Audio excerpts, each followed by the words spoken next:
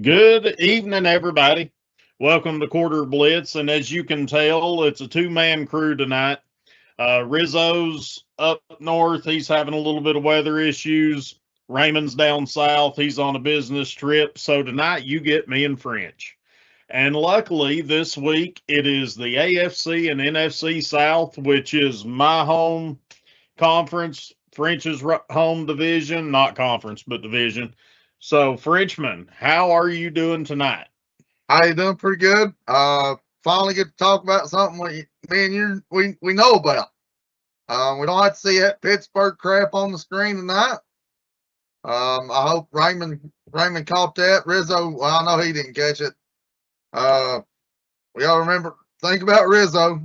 Tough time up there in the what is it? Lower Chicago area. Lower Chicago. Weather issues in the lower Chicago. So remember him not getting no power, no internet. Boy, it's probably boring up there right now. So, but finally get to deep dive into the South, where it's at. Well, for me and you at least. Yeah, I mean, I'm going to throw this out there. Me and French played in a golf tournament this weekend for our alma mater, North Green, and come away 10 under this week. And I'm telling you, I called Dad earlier that evening, and he called me back when he woke up, and he was like, "Well, how'd you do?" I said, "I've not played that good since like 2012." Like, I was shocked. And, shout out to Gibby, which he'll be on, sounds like 6 tomorrow with us. We got another special guest, Volnatics, coming on tomorrow with us. You can find his stuff on YouTube, or not YouTube, but TikTok, Justin Hobbs. So shout out to him. And tomorrow, Rizzo and the gang on Moonshiners Racing will have Stefan Malazzi. Truck series driver. He's kind of part-time right now, but he is also going out and getting his law degree. So it'd be interesting for them to sit down and talk to him. And also, Built Like Her will debut either later this week or the first of next week. She's getting everything lined up. She's got some people that she's going to have on. I've got her some female athletes that I've spoken with. She's getting everything set up and scheduled. So Built Like Her with Addison Lund will either debut later this week or next week. So that's kind of Depot Street Sports Roundup there. Oh yeah, Built Like Her. It's gonna be something else. Trying to get all the variety in, women, men. Tune in because she knows her stuff. Yeah. Great softball player too. Yeah. I'm excited for this one. And for me, I'm excited about this show. Me and you, and then we had Raymond fill in at times where we was interviewing people, excessive BS, local and loud. I had this opportunity to where kind of had the idea of why don't we go out and get one of these athletes that we're talking with, trying to get on the show or had on the show, to do the interviews and kind of cover everybody. And just kind of happenstance that one of the girls that I'd sent a message and said, "Hey, would you like to be on one of her news shows?" and explained everything to her. I didn't know that her and Addison actually played travel baseball in high school and youth together for years. Travel baseball? So, Travel softball. baseball? Softball. Hey, are you already screwing up? I know. So,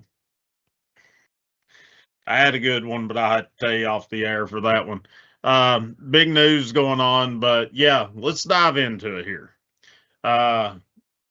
Let's talk about Houston Texans. And like we was saying before we jumped on, both the NFC and AFC South for us is probably the most chaotic and unorthodox conferences or divisions in the conference. Mine's on a certain note, yours is on another note, but looking here at the Texans, they signed Will Anderson Jr. He's one of the hearts of that defense. They brought in David Montgomery and Dalton Schultz. They signed him to a 1-year extension here, beefed up that O-line, some defensive pieces. They signed Aziz Al-Shire. I'm hoping I'm saying that right. 3 years, $54 million. I mean, Houston went out and got pieces, but Houston's been going out and getting some pieces. What are they going to be able to do with it? French, where do you have Houston sitting in your eyes? Well, I mean, Houston's they're going to be good. At defense, Will Anderson, I mean, he's been a terror against that Tennessee offense for a few years now. Coming out of Alabama. Is that where he come from? He's everywhere. It don't matter if it goes the opposite of the direction he is. He's always right in the middle of it. Probably one of the top defenses in the league. We've seen it year in, year out. But the biggest question is the offensive side. Yeah, they bring in David Montgomery from Detroit, but can Nico stay healthy? If Nico stays healthy, I mean, he can be one of the best wide receivers in the league. He's fast. Throw it up, he goes, gets it. They got Woody Marks back there with Montgomery in the backfield. So, it'll be one of those things. If they stay healthy, they could be, they'll be the number one team in the South, as bad as I hate to say it. They did re-sign Jadeveon Clowney. We've seen what he's done in the past, but he's another one. When he was in Tennessee, he couldn't stay healthy. He's getting old, so he's been through the ringer. According to the interwebs, right now Houston has a 45% chance to reclaim the South title. I know Cody Early's probably going to kill me when I say this, but I've got them finishing 9-8. You sit there and you look at their schedule. Their schedule's not very easy. From what I can remember, let me scroll back up here and look at it. Week 1, right off the jump, they got the Rams. They got to go to Los Angeles to play the Rams right off the bat. Then they play your Bucks at home. But then they also, throughout the year, they play Baltimore, they play Seattle, they play Denver, they play Buffalo. They got to go to Kansas City. Let's see, yeah. So plus, all their divisional opponents. Their schedule's not very easy. I mean, they got them ones.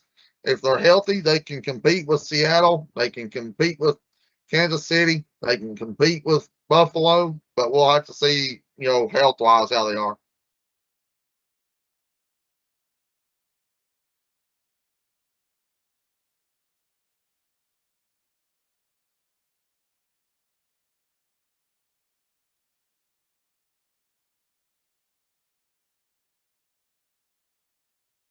I believe we're having technical difficulties with Bunny right now.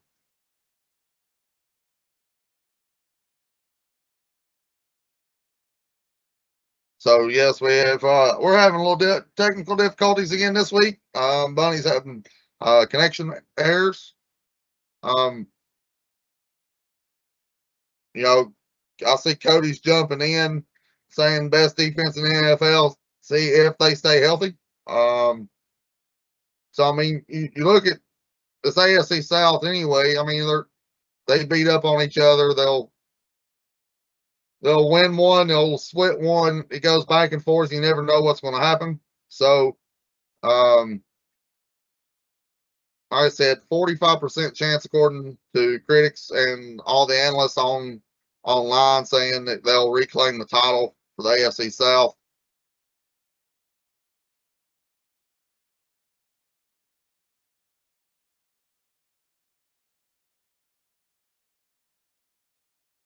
They do have, big offensive linemen in White Teller, Braden Smith.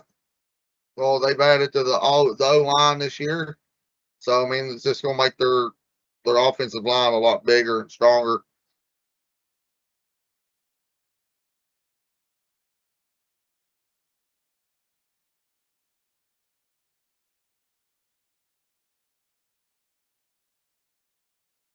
Let's look at some more stuff here.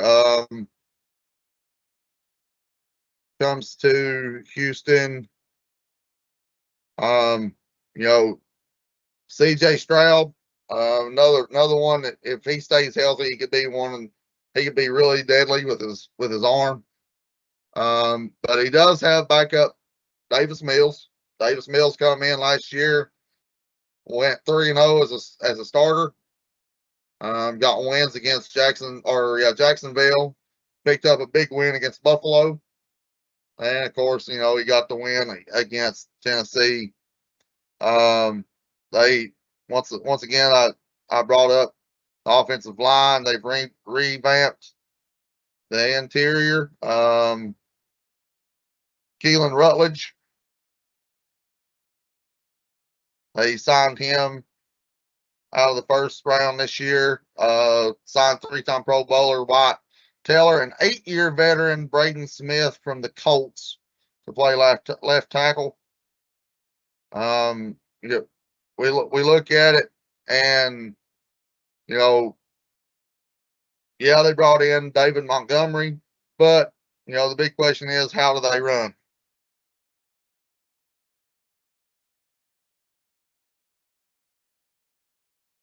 I mean, he's got a few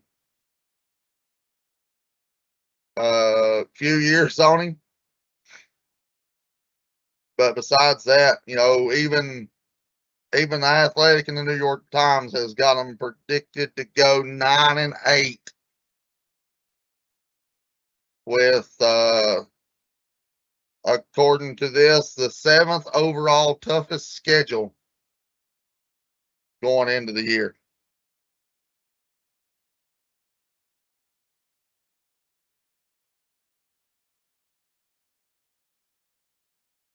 So I ain't gonna lie, I'm trying to waste time to see if Bunny can jump back in to put his input in on Houston.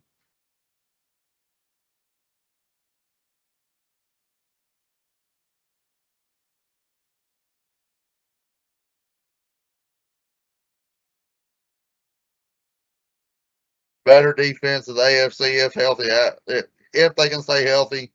We know that the NFC, that defense is going to go straight to the Rams.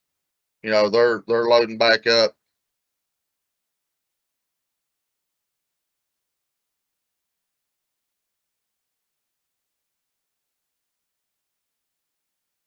So I'll just jump in, while Michael's trying to get back on.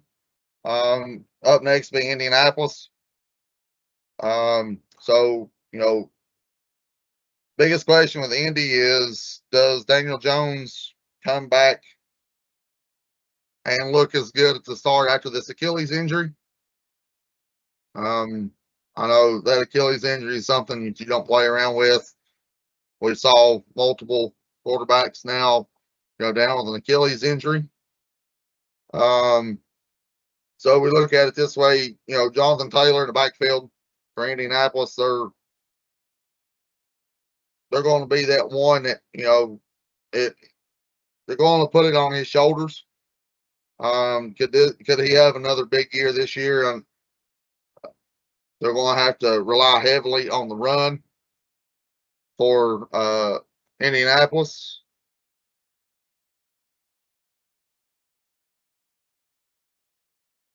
So looking at Indy's offense, you've got Daniel Jones coming back. See how he starts out. Got Big Mo Alley Cox. He's coming back. He's a big target for either Daniel Jones or Anthony Richardson. We know how Anthony Richardson injuries is going on. Hey, and he's back. Yeah. So I was sitting here, you was talking, and the lights started flickering, and the next thing I know, I'm off. Well, luckily, my battery's fully charged. So if all else fails, I can connect to the hotspot on my phone. Yeah, well, I don't have that good a signal here. I may have to go outside and do this in the dark, but it'll be all right. We'll make do with what we got. So where are you at? I've run through my point with Houston. So what do you got? What are you feeling for the Houston Texans? Okay, so for me with Houston, I think they've got a decent schedule, but I have them losing the games that they should lose, and that is Rams. I have them losing to the Jaguars once at Jacksonville. I do think they split those games. Kansas City, I do think they split with Indianapolis, and Indy wins in Indy this year. Buffalo, Broncos, Niners, Seahawks. I think that stretch of games right there with you have Baltimore, but then you get a bye week. Then you've got to go on the road to Seattle. Then you have a massive home stretch of 5 games But you got the Niners, the Broncos, the Jags, the Titans, and the Buffalo Bills. I think that stretch there is going to be boom or bust for them. Then you've got Colts, Chiefs, and then the back end of your season, I think they go on a 4-game winning streak with Cardinals, the Raiders. I do think they pick up a win against the Chargers, and then they beat the Colts at home. I do kind of think that's how that plays out. I like the pieces that they've added. The running back room, you have David Montgomery. He's getting some age on him. He's getting a few miles. He spent some time in Chicago. Then he went to Detroit. We know that duo there, and he's still got some miles left on him. But you have a few veteran guys in that locker room in the running back position. They have been known to have a lot of injuries. I'm worried about that. And what are you going to be able to do? Is this offensive line that you brought in some pieces for going to be able to hold up against some of these defenses that you're going to have to face this year? I think they have the potential of like in my opinion, and 10-7 year. But I have them sitting at 8-9. I mean, I really think that their ceiling and floor could be 10-7 and 7-10. And that really depends on the health of this team, because we've seen it for a few years. They get hurt, they get the injury bug. They're kind of like the 49ers of the AFC. But yeah, that's kind of my take with Houston. I think that they are a good team, but they are a big question mark team, and they could be put into that mediocre category extremely quick. And they could be forgotten about very easily. So, for me, let's move on to the Colts. Daniel Jones signed a 2-year, $88 million contract with 60 of that guaranteed and 50 million of it in year 1. Is he worth it? Well, I mean, you sit here and you look at it. Man was on a tear before he got hurt. Mm-hmm. We've talked. You hear all of them on the ESPN. You hear all of them on NFL Today talk about, Daniel Jones is not your man. Daniel Jones is not this while he was in New York. Mm-hmm. We've come to find out You move him out of New York and you put some pieces around him. Daniel Jones is pretty good. I mean, he did play under one of the greatest offensive minds in college football. So, you know, we know he's got the talent. He was trusted by David Cutcliffe at Duke. But he was just put into a situation with being with New York Giants, where the only person we know that's had any kind of success has been Eli Manning. So, you know, move him out. He goes to Indianapolis. Hey, before he went down with the Achilles injury, probably, in my opinion, was probably your MVP leader. Because he was playing lights out. But then he goes down, and then you got to rely on Anthony Richardson, who can't stay healthy. You know, I think in all reality, they can, as long as he stays healthy. Now it's going to hurt them now. They didn't bring back their key piece on that wide out position with Michael Pittman. That's going to hurt them because, you know, now you sit here and you look at it. You got Alec Pierce. You've got Josh Downs. Both of them right now are injured. Mm-hmm. So you did bring in that Nick Westbrook-Akeem from Tennessee. Akeem, yeah. I mean, and he's just a little guy, but I'm gonna tell you, he's very reliable. Got good hands, got good speed on the outside. He gets a little gap, he's gone. But you got to have more than that. How long is Alex Pierce and Josh Downs going to be out? I'm not sure. I haven't deep dived in to see what kinds of injuries they've got and see how long they're predicted to be out. But they're going to put a lot of weight on Jonathan Taylor. And I think they have to. I'm with you on the wide receiving core, and I said it a little bit last year. They are, so my big take is, you know, Green Bay.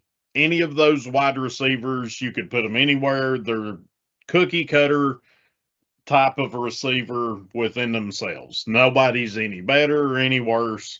Somebody can go off. And I feel like with Indianapolis last year, and especially now that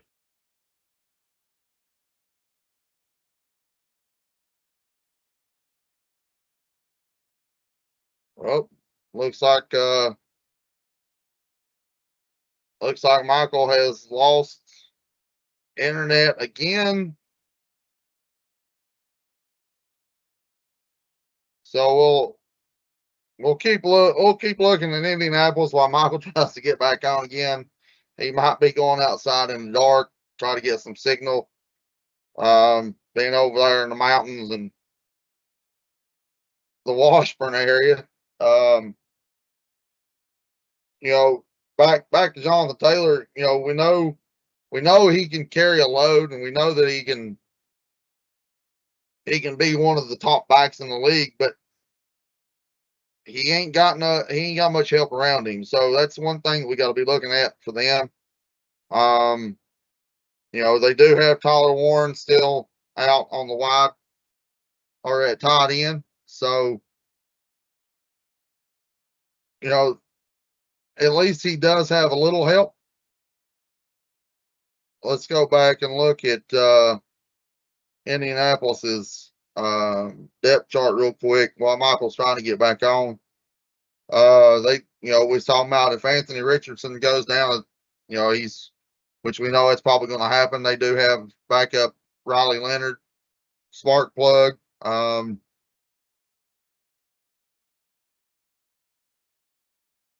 Jonathan Taylor's backup.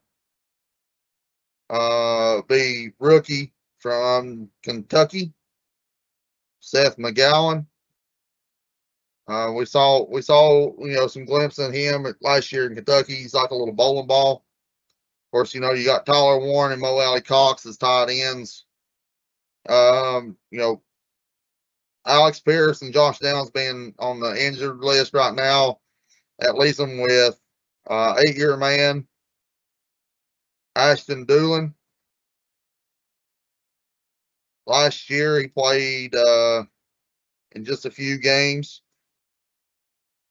Got thrown to 10 times with 5 receptions, only 106 yards, no touchdowns. Did average 8.8 yards a catch. And then we brought up Nick Westbrook-Akine coming in from Tennessee. He also played last year. He also played at Miami. You know, most of the time, I'm very, very, very reliable with his hands.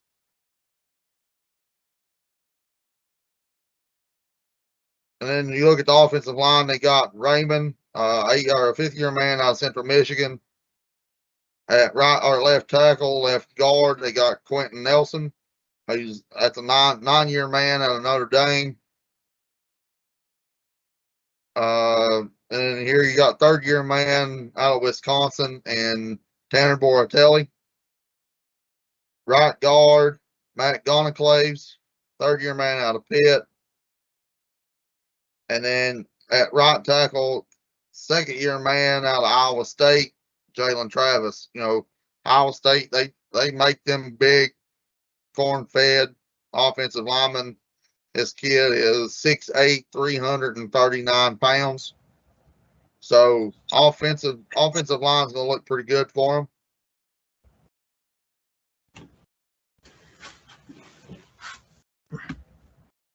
We good now? Maybe. If I lose it again, I'm pulling you up on my phone and finishing it outside. I took pictures of everything real quick. This is some crap. All I heard is as soon as the lights flickered, the wind picked up. I heard the cover on the back porch lift and kind of bounce, and I'm like, "Oh crap, we're fixing to get some good stuff."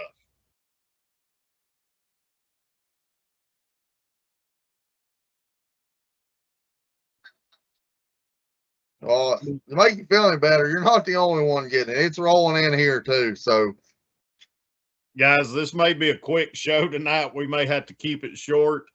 Yeah, so due to Mother Nature being the technical difficulty this week, we may just have to pick up on this a little bit later. So if you want to, let's roll through it. We can kind of pick up next week on some of the key topics, because if you're fixing to get hit, I'm getting hit. Raymond's on business. Rizzo's done been dealing with it. It may just not be our night, guys. I had technical difficulties last week, and it seems like Mother Nature's bringing it to me this week. Where do you have Indy? You probably I've got said. Indy. I've got Indy sitting at 6-11. I have them at 9-8. I'm saying 6-11 because, you know, they don't have that true one. They always deal with injuries. Daniel Jones coming back from the Achilles. You don't know what he's going to look like. So I'm gonna shoot low for them this season, going 6-11. I went with what I thought their average potential was. Okay, so under the circumstances, here's how we'll do this.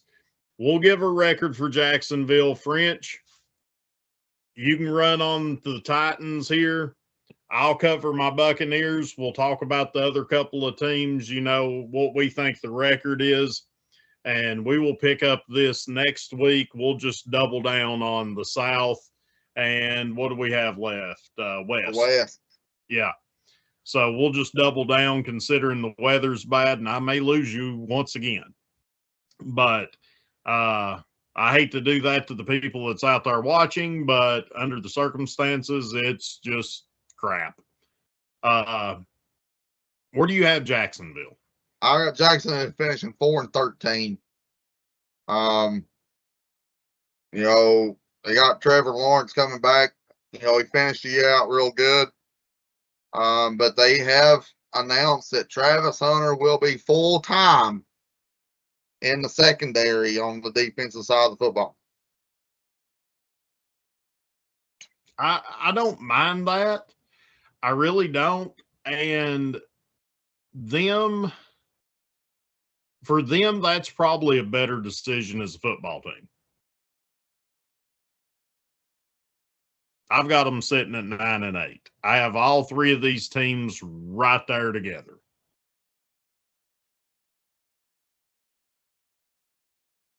I don't think either one of them's any better than the other. But I'm going to leave you the floor for your Titans. Well, boys, I'm shooting high. I've got faith in Robert Saleh. I've got faith in Brian Daboll. Defensive side, Gus Bradley. We know, they brought in some, very highly recruited coaches. We know that, Robert Saleh is a great defensive minded coach, along with Gus Bradley. Brian Daboll, he's another one that's very, very good at the offensive side. Ain't got a very good record as a head coach, but we know what he can do offensively. My thing is, it's going to be, how does Cam do? Can Cam come back and, does Daboll turn Cam into the quarterback we probably can see? Probably. They did revamp up on the offensive line. We have 2 returning starting offensive linemen. We got 3 that's come in that they have brought in from other teams. Dan Moore, Austin Schlottman. Of course, we got Peter Skoronski at center. They brought in Cordell Volson. And then J.C. Latham playing right tackle. Defensively, brought in John Franklin Myers. Of course, you got big Jeffrey Simmons in the middle. Will be all right as long as he don't try to fight his team no more. He did have to be sit out of practice a couple days ago because him and another guy got into a fight. So Robert Saleh did announce that if you get into a fight in either practice and or game, you are done. So he went to the sideline with one of the defensive line coaches and worked on technique and everything over there all by himself. That way there was no more injuries. They brought in Jordan Elliott from the Niners. They brought in Jermaine Johnson with a trade for shoot. Well, I can't remember what his name is off the top of my head. Cardell Flott from the Giants. Of course, we've got Armani Hooker and Alante Taylor in the secondary. So, hopefully with the defensive-minded coach with Saleh, I'm hoping and praying that we turn it around and we're a lot better than what we were last year. I'm going to finish in 11-6, winning the conference. Winning the division. I have you all at 2-15. I mean, my thing is we brought in some help on the O-line. We brought in, we drafted Carnell Tate to be on the outside. They brought in Wendell Robinson. We still got Calvin Ridley. And then you got Chimere DK and A.O. Manor still there. The great slot guys. A.O. Manor reminds me a lot of like a Wes Welker. Tough. Throw it across the middle. He's not scared to go get it. So hopefully, this new coaching staff will turn us around. That's all I'm hoping for. I don't want to see another year like last year. No. And looking at what I have here, I could easily give them in my opinion, about another 3 more wins easily. I just don't know how the other teams is going to fare out this year. And I do have Yens winning against Jacksonville on the road the last week. I had that played off. because I do think that game in a weird circumstance is going to be for a lot of different reasons. Playoffs, conference or division championship, and I think the Titans will ruin it for the Jags. I do like what you all are doing. I like that it is going in the right direction. I feel like, in my opinion, you need a couple more years of this progressiveness to get back into that four-team race for the division. But I do like what he done going into year one, what he was able to bring to the table, first-year coach in Tennessee. I think he's putting the right pieces together. So, jumping into the NFC here, the Falcons, they brought in Tua. They signed Bijan. They signed Drake London. I don't know that there's enough talent in the quarterback position here in Atlanta to help Bijan. I think that these teams are going to load the box. Tua ain't going to stay healthy. You got Trevor Siemian is probably the third man up. Then you got Penix that's coming back. I have zero faith in anybody in that quarterback room. You have Kyle Pitts, which they signed a 3-year, $54 million deal. The man has more talent than what he knows what to do with, and athleticism. I think he is in the wrong spot on the wrong team. You take him to somewhere like, say, Kansas City. Put him in the Kelsey role. I think he just blossoms.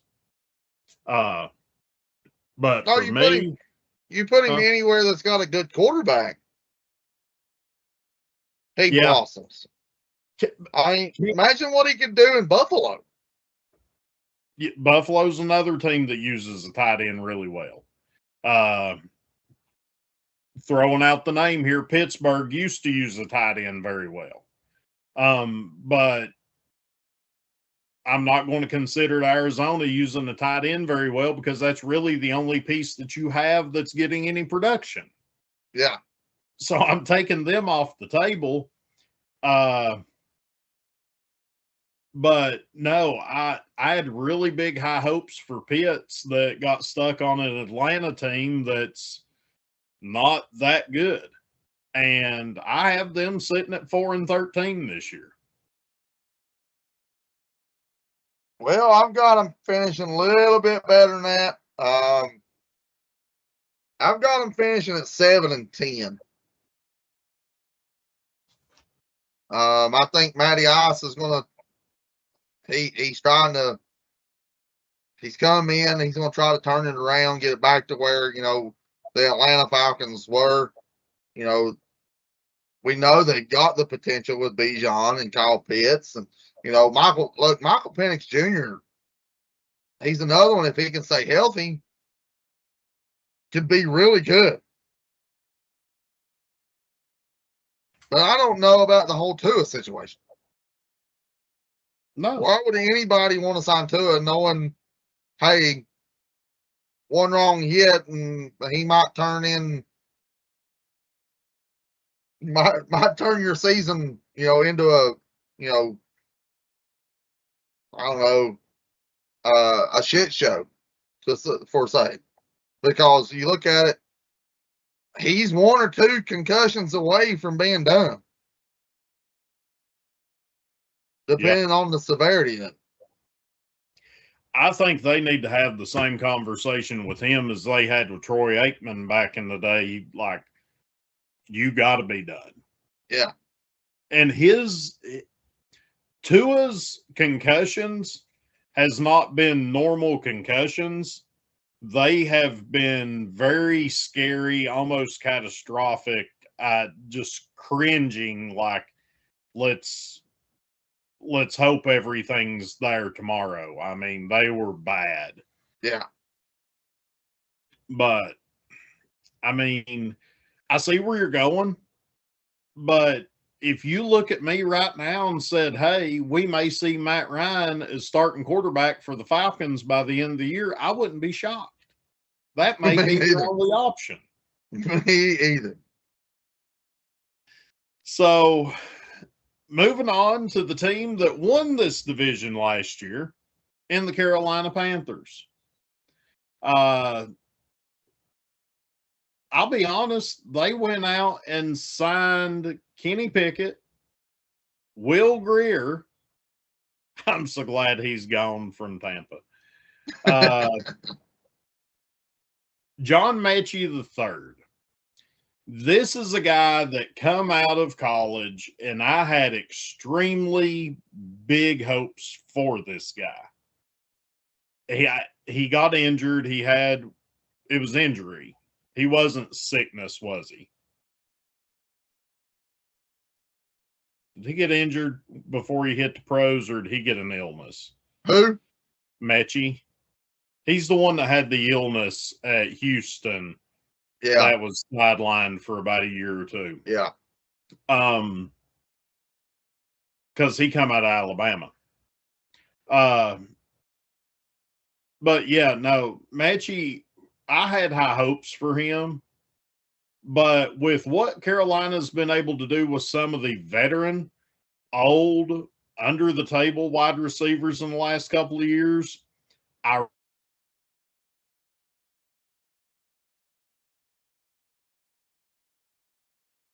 And we've lost him again.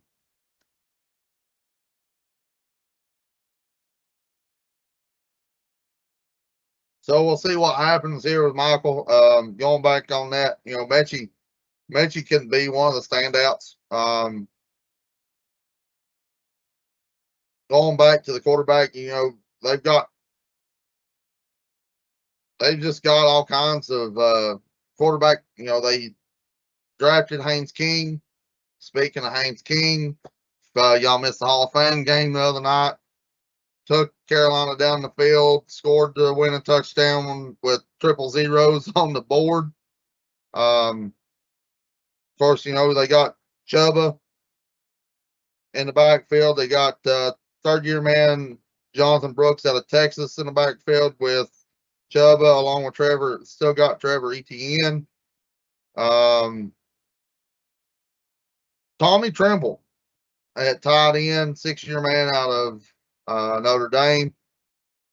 And then that wide receiving core, I mean, they're small. They're not big names. I mean, they got McMillan, Jalen Coker, Xavier Leggett, Jimmy Horn Jr., and then, Mechie. Hey, out there in the dark on the cell phone? Yes. Oh, are we completely out of power? No, I see a little bit of a light. No, there's light here. We have light. Just no internet, and it looks like a strobe light every once in a while. But I'm good. We're going to wrap this up pretty quick, so keep rolling. Just, bringing up, they got 14 guys on the wide receiver list. But I brought up, the Hall of Fame game the other night.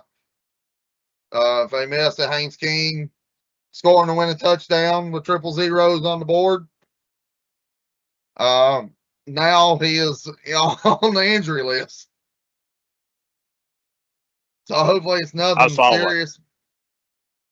But Bryce Young, Kenny Pickett, I mean those two guys right there, they're something else anyway.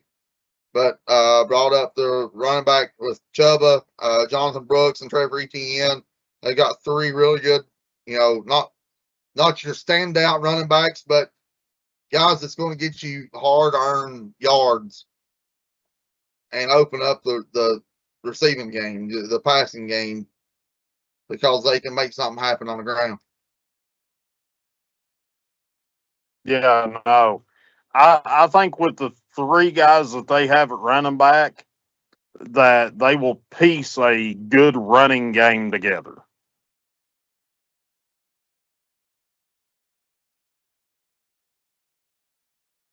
So where do you have them sitting at, French? I've got the Panthers winning the conference again this year at 9-8.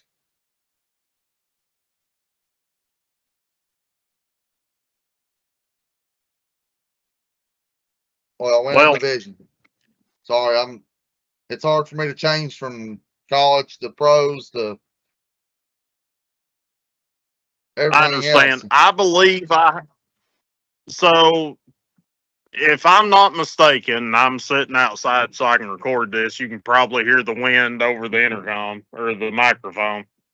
But I had Atlanta third in the division or fourth in the division. Then I had the Saints, Panthers, and Bucks almost the same as I had the AFC at 8-9, 9-8, all three teams. I feel like we're going to see a repeat of what we had last year, and that's just kind of how everything's going to work. Right, that's about how the AFC or the South usually goes in both conferences. I mean, you ain't gonna have the one that's gonna absolutely stand out above everybody else. They're all gonna be right there amongst each other, especially the NFC. I mean, we've seen it too many years in a row that they're all right there in the mix to win the division. So yeah. So I mean, with me, and I liked what I seen out of New Orleans last year, especially towards the end of the year, Tyler Schott, and them going out and they brought in Travis Etienne, running back. You was able to see Kamara. He took a step and a cut in pay to kind of make everything happen, and that's big for somebody like Kamara. He's had his time in the limelight, and he understands what he needs to do to be able to make this team better. I think that he is the true definition of a New Orleans lifer. But I think they take another step in the right direction, and it gets a little bit better for them. So where do you have New Orleans? I'll cover my Bucks, and we'll get out of here because it is lightning and thundering and getting a little fancy here.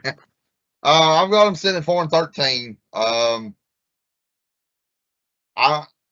It could change. Be easily 6-11.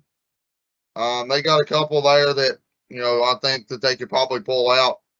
So I just, you never know.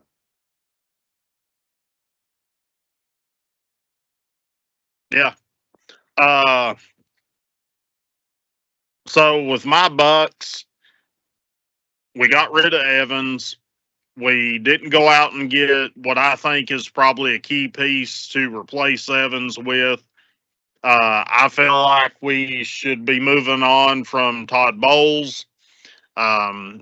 We've seen that Vitavea is wanting a trade. We're seeing guys that is wanting to get out of that off the team. I do not like that. I feel like that we should have got rid of Bowles last year, the year before. I really didn't want him in the first place. But I don't want to go back to the Tampa that we had between, light up the world right there.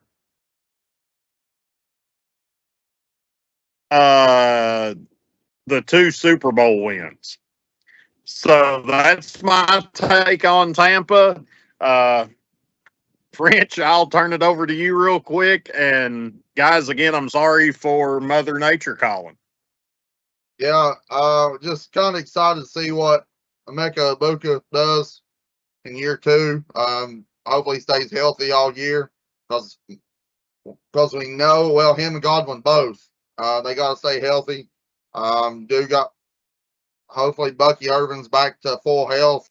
Foyans that, brought in Kenneth Gainwell from Pittsburgh. So, it's got a couple good pieces, got a good backup receiver or running back.